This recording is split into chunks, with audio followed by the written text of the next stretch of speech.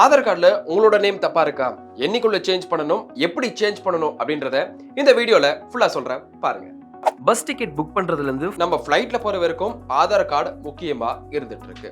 கிட்டத்தட்ட நம்ம எல்லாருமே ஆதார் கார்டு வாங்கி 10 வருஷத்துக்கு மேல ஆகி இருக்கும். இதுல ஒரு முக்கியமான விஷயம் என்ன அப்படின்னா, 10 வருஷத்துக்கு ஒரு தடவை உங்களோட ஆதார் கார்டை அப்டேட் பண்ணணும் அப்படின்னு ஆதார் ஆணையம் சொல்லுது. சரி, இப்போ ஆதார் கார்டுல உங்களோட நேம் சேஞ்ச் ஆகியிருந்தாலும், இல்ல அட்ரஸ் சேஞ்ச் ஆகியிருந்தாலும், இல்ல மொபைல் நம்பர் சேஞ்ச் ஆகியிருந்தாலும் வர செப்டம்பர் 14க்குள்ள கண்டிப்பா அப்டேட் பண்ணியே ஆகணும் அப்படின்னு ஆதார் ஆணையம் சொல்லியிருக்கு.